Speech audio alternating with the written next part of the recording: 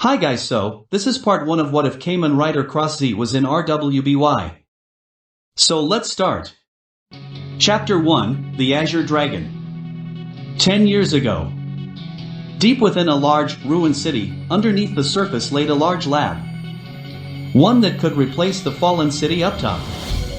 It is unknown why, but from judging the secret lab, it's meant so nobody can find out about this place, especially due to the illegal and inhumane experiments from within.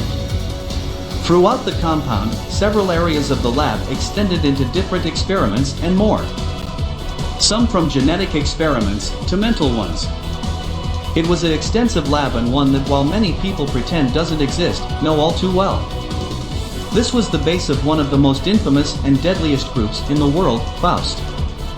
And within a large room stood a table with several individuals, each one having a Greek symbol on their seat and person. This was the Council of Faust, the highest staff of the group and ones who make the rules and govern their controlled areas and underground attention. Yet another set of failures. A voice rang out. Standing there was a middle-aged man with what looked to be the symbol for Theta, sighing as he crossed off yet another list of names, as failure was shown on the screen. No matter how hard we try, we can't replicate code 931. It matters not for now. Another scientist said having the symbol for 5931 is more than enough for us to turn into our perfect weapon. Even so, can he truly be the one to unlock what the gods left behind? The person with Zeta on them. I do, said the person of Omega. That boy has survived not only the nebula gas at such a high rate that would kill others or even turn them into smash, he survived enough of it to keep his consciousness and will. He must be the one who can open that which has been sealed. The other members of the council looked at one another, nodding softly or pondering about this outcome and if Omega was right. But what of Salem? One member with Ganma's symbol questioned. We all know of her reach and power. We're lucky enough to be here that protects us from her dark grasp. Even she would know what would happen should we go after what she too wants. It's the reason why we too fight her. Even if it's just due to what we both want. Another member with the symbol of said. Even if we didn't, we all know what those treasures and relics can do, and what happens when all are gathered. If we didn't cross her path before, she would still end us all. So it stands to be against her, unless we can make that pact. The room grew silent from that statement, as everyone pondered. Then, shall we proceed with Project RWBY? The member of Alpha requested. One by one, each member lit up their Greek symbol until all shined brightly. The request was certain and the procedure was initiated. From within the cells sat a young boy with short, dirty blonde hair and blue eyes. He was grasping what looked to be a toy T-Rex tightly. He had scars, bruises and more on his person due to the experiments Faust placed upon him. As he sat there, the window to his cell opened up, revealing the member of Beta as he knew and somewhat perceived as the mother by many other subjects and more, and one he hated the most as the young boy glared at her. Oh, don't be like that 931. I just came by to tell you the good news. She giggled deviously. Project RWBY is resuming operations, she said, as the boy flinched. He knew of this project as that was the cause of the shortage of test subjects for 4 years. And with it back and her telling this only meant one thing. He was next. I can't wait to see what your results will bring, 931. I just know you'll make Mother very proud. She giggled as the smile on her face twisted and distorted into one of disgust psychotic before she closed it, leaving him there. The young boy gripped his toy tighter, his eyes not showing sadness or fear anymore. No, those were long taken from him. They only showed anger and hatred. He knew what he will do. Should he survive again, he'll take that power they forced upon him and use it for his own needs. He only wanted to do one thing that power, and that's to destroy this place, crumble it to the ground. Insert opening, Triumph RWBY Volume 5. Back to the fairy tale, back to the show, back to the wall, and there's nowhere to go. A short guitar solo starts as it then shows Cody waking up, surrounded by a ruined city as the young teen stood up, confused and wondering where he was as he looks around. As he stayed there, a faint whisper in his ear made him turn around, to not only see Kamen Rider Blood for a moment there, but also the glare of Killbot from afar, forcing him awake from his dream to reveal the people of Beacom Academy, with Yang holding her hand out to him. Hopeless and desperate, all paths adverse, things lookin' bleak, and they're bound to get worse. The teen smiles as he tries to reach out before the bright-colored field cracks and shatters, revealing that of Salem and the rest of her pawns behind her as the shadows of the smash followed by Blood and Mad Rogue along as its dangerous shadow loomed over them. Cody, determined by his friends, then holds up the build driver as Cross Z Dragon flew in with the Dragon Full bottle and the Muscle Galaxy bottle, as they then charged into battle against the threat before cutting away to reveal the title card. Helpless and doomed, and there's no way to win, goals unachievable, faith running thin. After the title vanishes, it then looms over Cody, sitting in an alley as rain poured down on him hard. The young teen looking at the ground softly before he glances at his full bottles as he relaxes next to Cross Z Dragon. The screen then pans away and towards RWBY as she sits there on top of the building, the young teen glancing down to where Yang stood there, the young teen sighing softly with a smile before she jumped off and landed near her sister while Weiss just sighs heavily in the background. Lost and forlorn, impossible odds, that's when you'll learn you've been messing with gods. The screens then gain static as Blake stands there with Adam, growling in disgust of how the humans of this world are, causing him to turn to be greeted with Roman and the rest of the White Fang along with some tech before the group looked up to be greeted by several Smash and Guardians, only to be swiftly stopped by Grease. Send in your Grim, tear off my limb, strike me with bolts of lightning, I won't die. Back at Beacon, Cody begins to walk around before the same colorful field surrounds him, causing him to look around to see Team RWBY and JNPR among others walking around him before they vanish into darkness, leaving the team there. As the color fades off and shatters once more, the young teen floats around in space, only seeing death and destruction caused by Blood and Killbus as the teen's beings look down, only for Cody to see the relics of the gods for a moment. The battle seems unwinnable, but all we need's a miracle, we're going up, we'll never be denied. Cody called out to Yang as he rushed ahead, being bombarded by the energy and darkness that the being is emitting as it pushes him away. The young girl also notices as she reaches out for him as he does the same, trying to take their hands before they grasp in a bright light where Cross Z Charge stands there tall. Only from afar sat Stark, chuckling softly before it morphed into EVOL, only to fade away. Can't wish away the dismal days, can't bring back what is gone.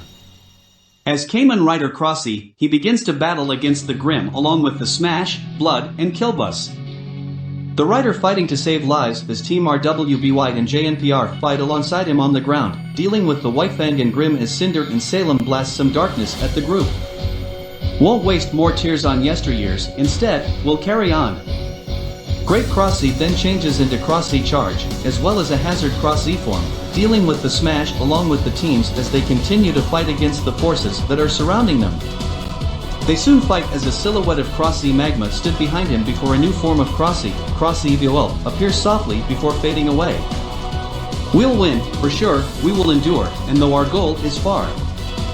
Cross Z and RWBY then team up to deal with Salem and Blood as the two duke it out over one another, with Cross Z started dealing with Blood that has erased countless areas only to be replaced by Killbus and his dangerous powers, while RWBY unlocked her hidden power as their next attack shatters reality.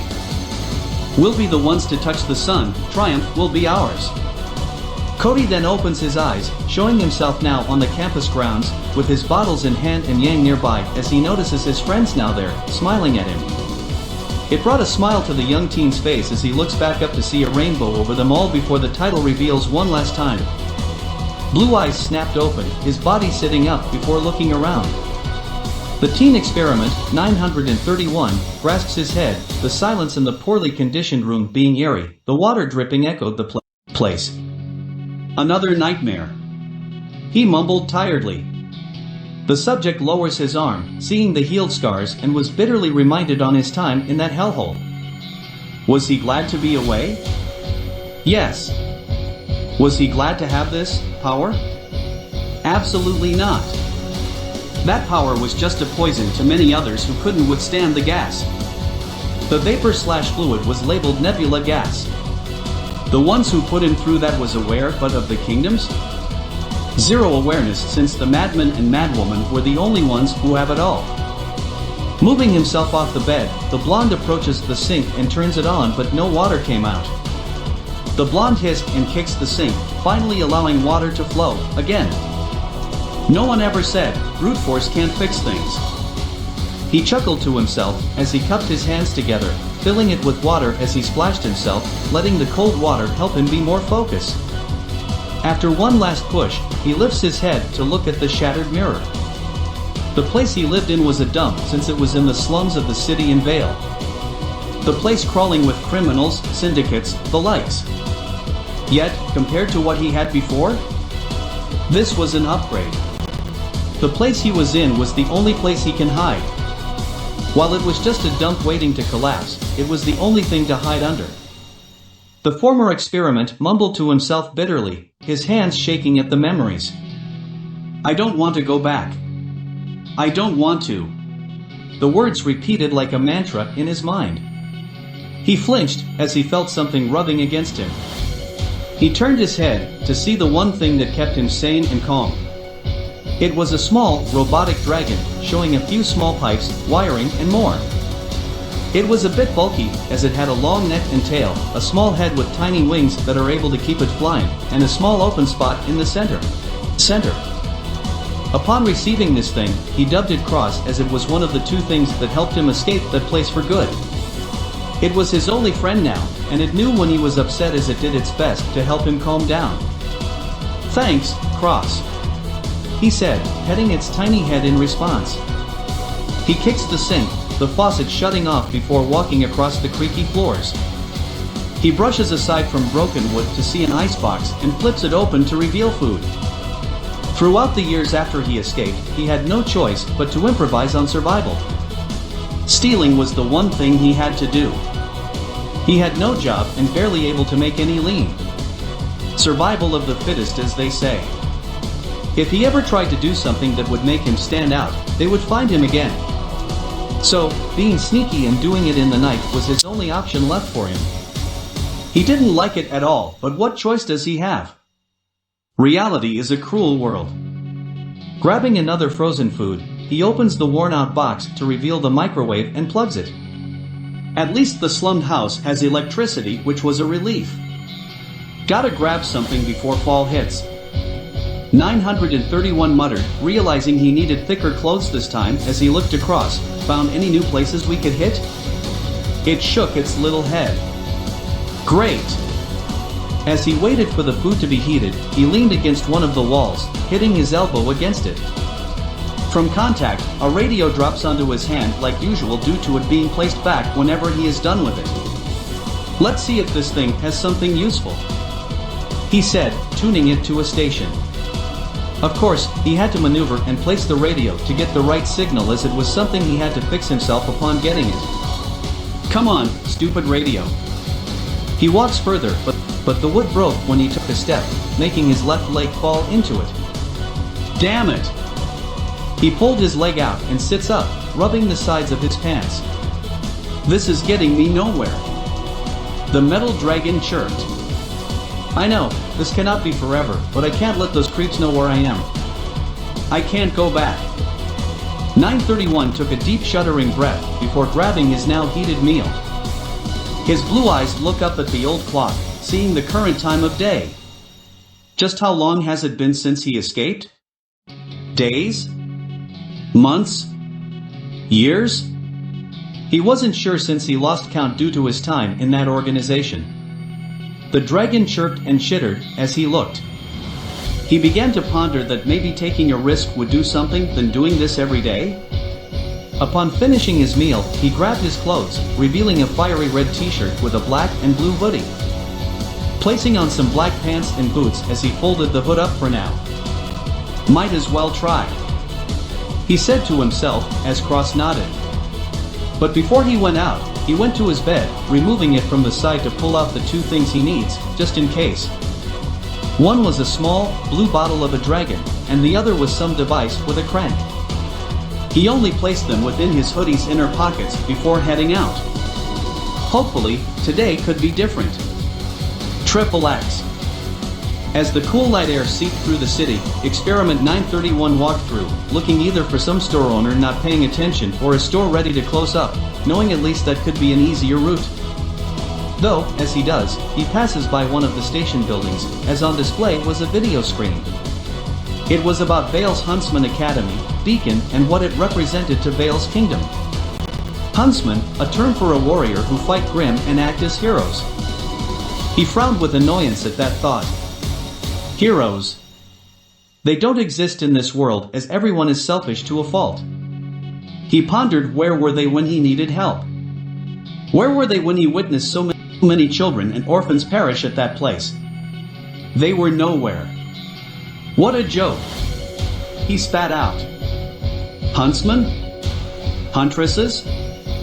Nothing but selfish people who can fight good. When he was much younger, he always loved the small stories of huntsmen and huntresses, loving the idea of such people fighting off the grim and helping others. But as the years passed, the cruel reality set in where he realized nobody would help him and the others.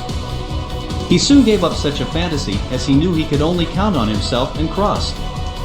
As Experiment 931 walked through, now passing by some back alleys, he started to hear a commotion. As he got closer, he sees what looks to be a gang, as they wore a tuxedo with sunglasses and a bowler hat. Even more so, next to them seemed to be the boss, as he too wore a very well-made tuxedo. And who they were dealing with was none other than someone from the White Fang. Even though he doesn't keep up that much with the world today, he does at least know of the White Fang and what they do. Seems to him that it was a turf war between the two. Though, as he stands there, he notices that there are a few more White Fang members, holding still two young girls. One wearing a red dress, and the other wearing white. Everything else about them seemed identical. Seems more than just some turf war, he said within his thoughts. His mind was screaming at him to not even get closer. To move along, and forget it. But seeing this, made him want to stay, to make sure that the girls were alright. Ugh. Damn it. Me and my tendencies. He growled in his thoughts, as he decided to get closer, ready to pounce should he need to. As he does, he starts to hear about the conversation more. You tell your boss that this wasn't the deal. Deal. I gave you your money, now let the two go, damn it. The gang leader sneered in anger, almost ready to let fire rain down upon the White Fang. The plan has changed, pray he doesn't alter it any further. One White Fang member said. The gang leader growled, knowing that if he fired at them, they would either get away or end his two loyal fighters. He couldn't let that happen, but he can't just do this any longer. Though, unbeknownst to them all, the young teen was slowly making his way to the White Fang members, doing his best to be quiet as possible to get close enough to cause the distraction, using the rooftops of the buildings above to use. Experiment 931 cursed, yelled, and screamed within his mind about this, knowing this was his first stupid attempt in years. But he couldn't just walk away now. This reminded him too much and knew what it felt like when others couldn't help. This may backfire, but at least it would let him vent this frustration that's been building up. His hand slipped against some of the concrete, causing some small pebbles to fall onto one of the metal trash cans. This caused some of the members of the White Fang to look up and saw the blonde teen whose face now grew pale. Oh no. Hey! The teen quickly bolted out of fear. He knew this was a bad idea. And now he was spotted, which was a big problem for him. Jumping down from the rooftop, he grunted after the big fall but kept moving. Once he gained a good distance from them, he took a moment to catch some air from the constant running. Damn it! I knew this was a bad idea. He groaned himself as he peeked out to make sure they didn't follow. Once he sees he was safe, he stood up as he started to make his way off, once again. I am not like the huntsmen or huntresses, they never did anything to help me back then. Even as he walked, he was surprised no gunshots or explosions were erupting from that confrontation. Even more so, with no one following him. He did ponder a bit, but decided to push it further away from his mind. If it was a bigger issue, something would happen at least. I guess I should just head back, he mumbled. But before he could, he felt a snag on his sleeve, making him look as Cross was doing it. What is it, buddy? He questioned it. It chirped and made a few whimpers at him, as he frowned, knowing what it was asking. No, Cross. We can't go back there, he responded. All it will do is get us into a deeper hole. I am not like the heroic hunters. The dragon, even though have very little facial expressions, still can give off a very well done, deadpan look. And it was slowly creeping down the teen's spine. He tried to avoid contact of the dragon and walk, but it kept flying in front of him, staring down at his blue eyes. I said I am not getting myself involved, Cross. That's final.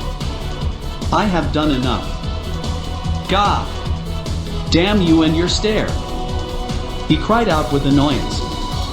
He soon reached into his pocket as he took out the dragon bottle, bolting back to the alley.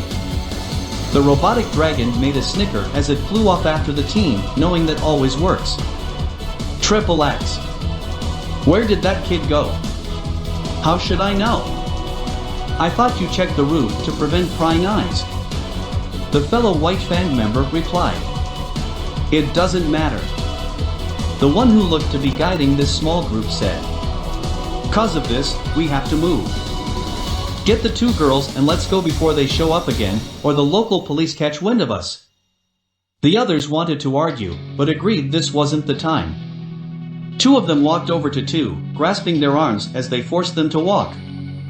They followed the instruction, knowing any attempt could cause more harm to them both as they started to head to the parked vehicles. Hey! The White Fang immediately noticed the blonde form before. Speak of the devil, and he shall appear. The leader said, take care of him. This time, no witnesses. He ordered the rest that weren't attending to the captured ones. They either brandished weapons or drew out their guns as the firearms went off, while the rest charged ahead. The blonde had to swiftly take cover, knowing with that much firepower, his own aura would be gone in no time. Once he did, he swiftly lunged to the next spot and did it once more, gaining him a closer advantage. Experiment 931 took a few quick breaths before he reaches in his jacket to pull out the unique buckle. Okay. He reached in the other and found the small bottle. I just have to twist dash, he squeaked when a bullet grazed his cover. He fumbled the bottle but fell out of his palm and rolling across the line of fire. Oh come on. We got you now, you BR dash. What the hell is that? The teen blinked at what he heard. Gunshots echoed, but it sounded like it was hitting something very durable. Slowly, he looked and saw a golem-like monster with heavy armor on its body. Its eyes being three black holes in the center of its round body. His eyes shrank like pins, his face grew paler as his hands trembled with fear as sweat started to beat down his neck. He knew what this thing was. He's seen it before, hell, he's fought them before. The monster was the one people become upon injection of nebula gas. Smash! He muttered, gulping down his fear. The golem Smash grunted, ripping the tire off a vehicle before throwing it. The tire itself sent a few grunts flying in the air and on the ground, groaning. It roared before a few shackles made it squirm. Experiment 931 then noticed a few dark gray machines garbed in gray jumpsuits, one using a baton to keep the monster in place. Experiment 834 captured. The robotic voice of one of the soldiers stated to no one. Returning to HQ. Another said robotically. Eliminate witnesses.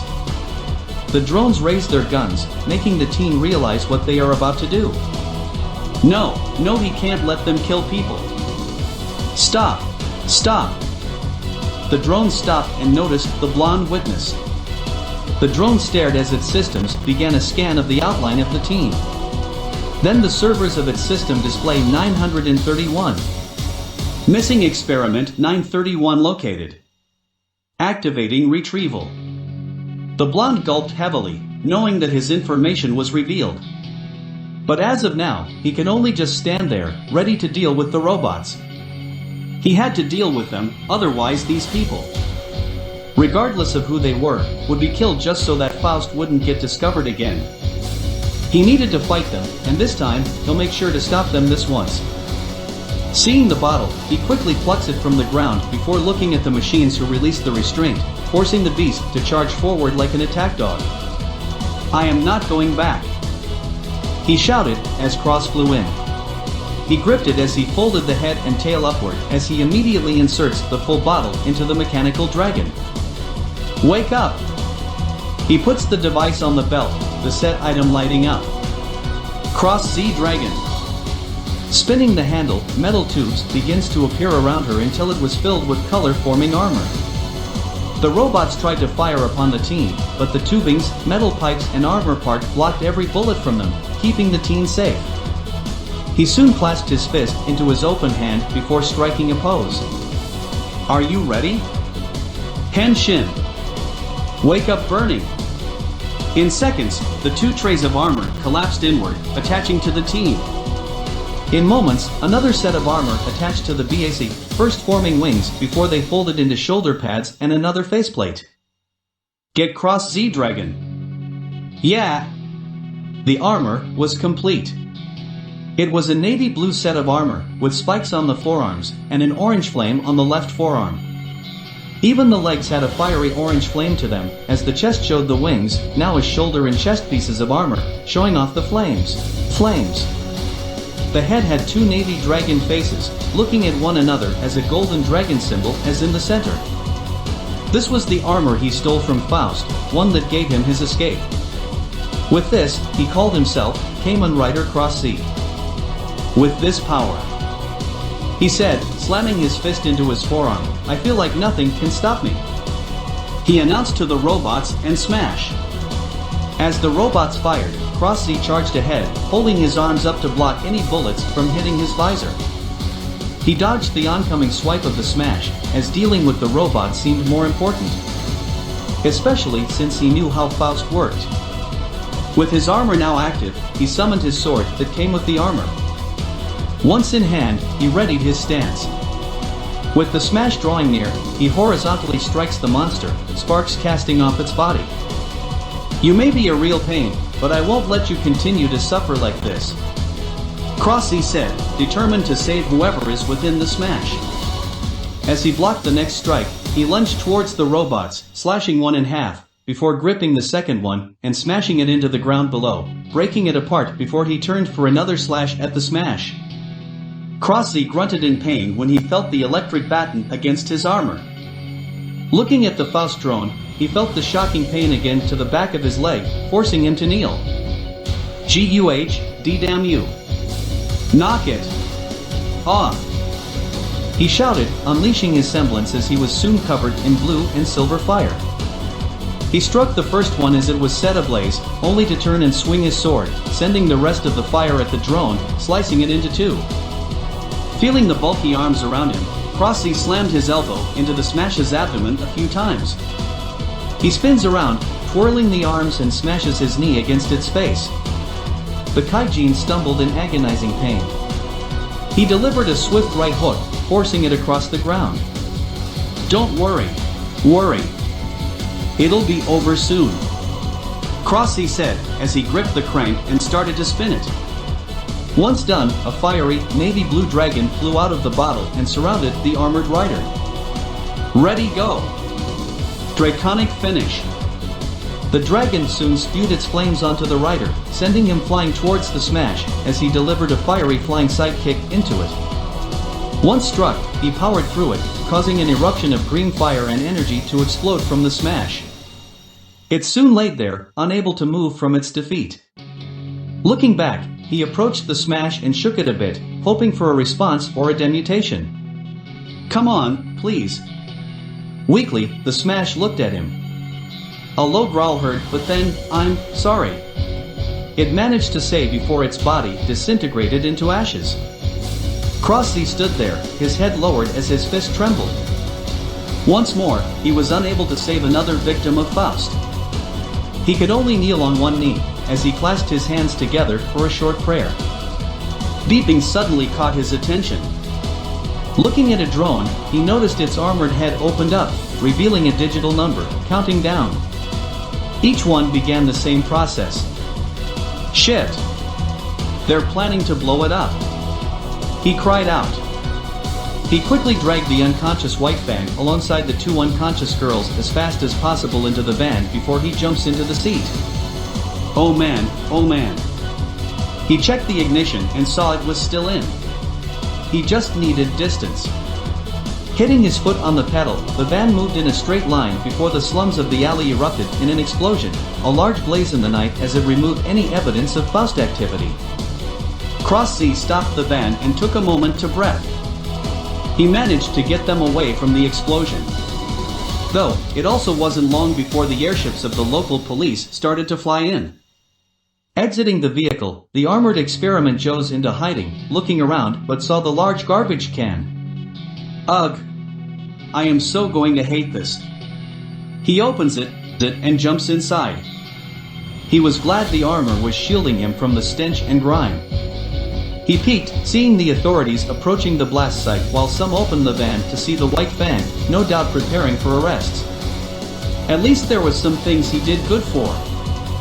XXX. Within Faust's HQ, the Council of Faust looked through the footage that was sent to them by the drones before their self-destruction. Everyone was of course very surprised that Experiment 931 was found once again, but a few of them were angered as well, seeing that their first weapon that he stole was working fine for him. We should end Experiment 931. He knows too much. Sigma announced, more annoyed that the boy could still fight against them. I agree. He stole what was supposed to be made for the final stage. Everyone began their arguments or counters until a snap of a finger and a whistle made them all look at the main seat that rests on a higher elevation. Don't be so down. This is just a minor hiccup. The being in the shadows said, a minor glow that showed a snake seed.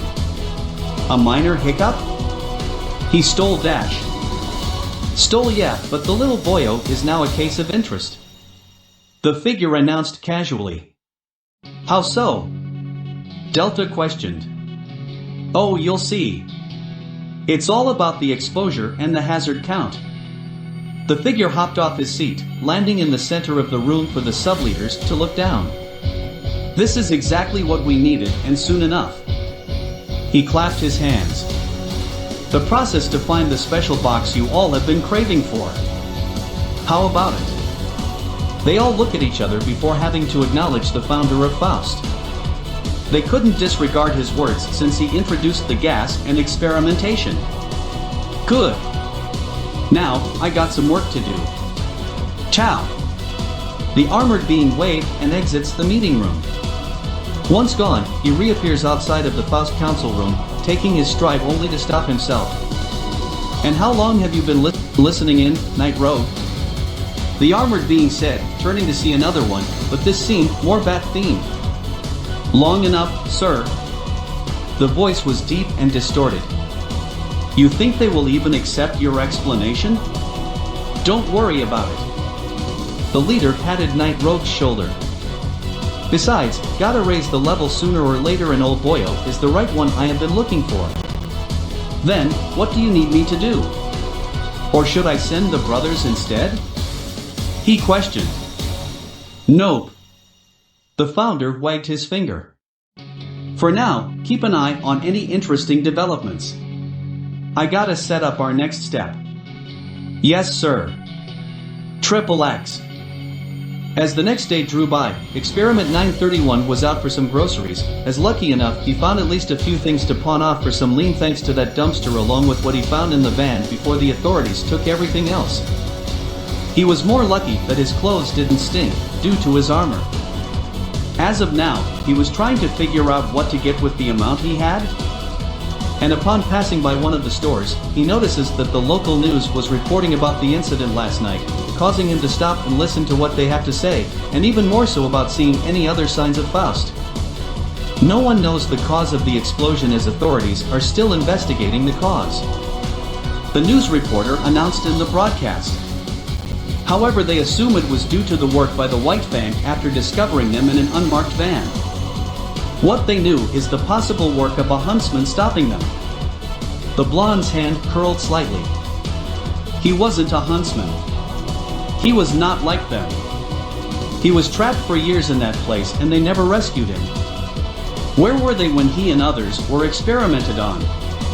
Where were they when Faust constantly let their mutated smash run amok across Vale to make test results? Alright, nothing. Nothing but false fighters. He muttered to himself as he made his way, not wanting to hear about it anymore.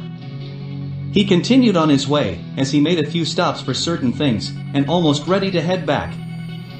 But upon turning one corner, he notices a few of those gang members walking around. They soon spot the team as they walked up to him. "Our boss wants a word with ya, kid," one member said. Ha? Experiment 931 mentally swallowed. They must have remembered to make sure to find him after the little stunt he pulled. He just wants a chat. No need to be chicken. Another one added, as they walked. He was a bit surprised he wasn't being forced into some car or anything. So, this time he decided to follow, wondering what it was about. He followed the goons to what looked to be a very popular bar. He remembers seeing it a few times on his walks, but never went in. Upon entering, he started to hear the beats and tunes of the music as lights went on, people danced or were having a chat or drink. The goons lead him to the back part of the bar, as they stood by a door. Knowing this to be where the boss was, he walked over as he opened the door and went inside. Standing there, of course, was the gang leader he saw last night. But also, the twins as well, as they all looked to him. "So, this is the one, eh?" He questioned the girls, as they nodded. He soon stood up as he walked over to the team, a bead of sweat rolling down his forehead. But instead of some strong-arming or a grip to the shoulder, he simply got a pat on the head, "Thanks for saving my girls." And this made the twins roll their eyes, but kept it to themselves. Pardon? Experiment 931 got up, confused. "They told me about your armor and how you helped them before they passed out. If you didn't step in at the first time, I wouldn't be able to save my girls from those bastards," the leader said. "I was just not wanting more issues for me," he said, looking away as he was unsure about this. "Was just thanking me all you really wanted?" "No, I was hoping you worked here." "Say what?" The young blonde blinked. "Did you say me working here?" "I did. I need that kind of strength here. Plus, I've seen that look before. You don't have a real place, do you, kid?" he said to the team. In places like this, I am sure you have done some things we have done." His blue eyes gave a bitter look. "Like I had any choice. Yes, it was a crime for what he did growing up. How else was he supposed to get by and away from Faust? He was practically a criminal the moment he began stealing." "I guess you have a point." Experiment 931 rubbed his arm. "Besides that, I won't ask you to do much. Just being a bouncer seems enough. I won't let you get involved with any of my personal business. Just make sure to also turn a blind eye should you see it. Rather not put a hit on a kid," he said, setting down the now clean glass. All right. Good. Your room is on the 3rd floor here. Go grab whatever you need and be back here. Your shift will start at sundown." "Why, yes. What's your name?" "The name's Junior." The blonde raised an eyebrow. "No offense, but aren't you a bit old to be called Junior? Got a problem with that, kid?" The man sent a small glare at the blonde. No sir." He shook his head, rather not get kicked out for getting this deal. "Good, now get going." Junior said, "Oh, right. Gotta know your name so I can tell the others. Rather not have my men mistake you for some spy." "It's 93-" he stopped, shaking his head. The constant name he was called by when he already has a name. The real name he was born with. He hated being called 931. It's Cody. Cody Aldrich.